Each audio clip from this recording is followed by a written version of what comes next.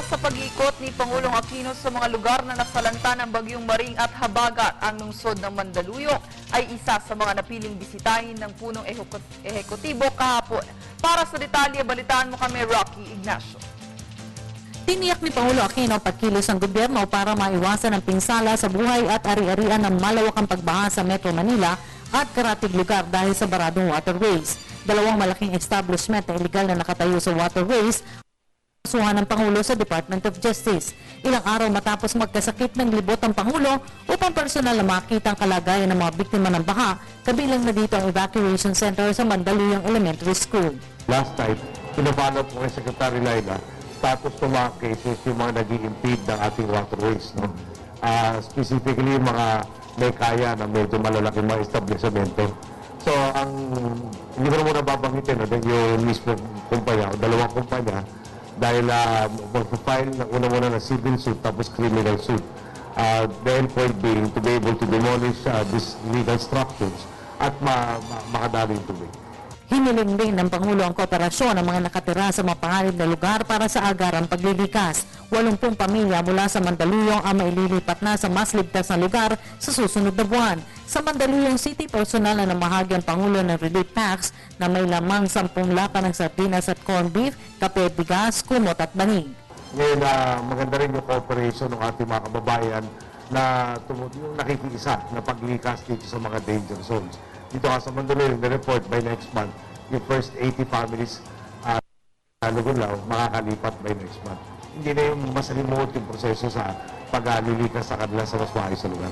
Nanatili kasing target ng gobyerno ang zero casualty sa panahon ng kalamidad. Mahigit 200,000 pamilya o 1 milyong katao ang apektado ng baha sa Metro Manila. Yung casualty so far na na-report sa atin, mga 8. Siyempre, bawat isa namatay, hindi okay sa atin yan at gusto natin mapabawas. Maganda yung balita naman na walang na-isolate in the sense na hindi maabot. Mukhang lahat ng communities na apektado, ang report sa atin ay napuntahan at naasikaso. Linggo pa lamang na makita ng Pangulo ang pagtaas ng tubig baha bunsod ng Habagat sa Metro Manila. Kaya agad nitong inalerto ang mga kinauukulang ahensya. Buwelta ito ng Pangulo sa kanyang mga kritiko dahil hindi agad ito nakita na bumisita sa mga apektadong lugar.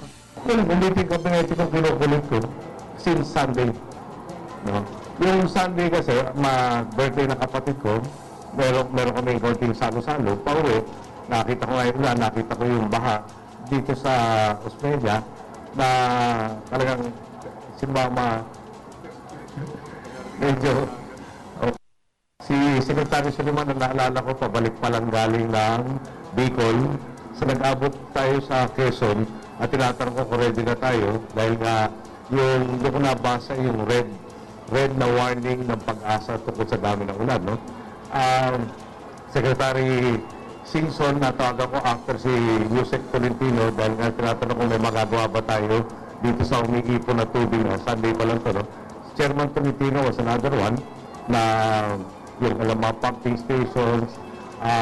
Si Mayor de Guzman na Marikina ay atin yung tinanong dahil nga parang pa-umpisa na rin doon yung kanilang mga warning. Alam mo pati yung warning na sinasound nila. At the end of the day, siguro the proof is in the pudding. Kung pumalpak yung gobyerno, talaga ikaw kung nasisi kaliwat kanan, kung maganda naman ang ginagawa ng gobyerno ngayon, baka pwede na rin ako madamay doon. Para sa Telebisyon ng Bayan, Rocky Ignacio.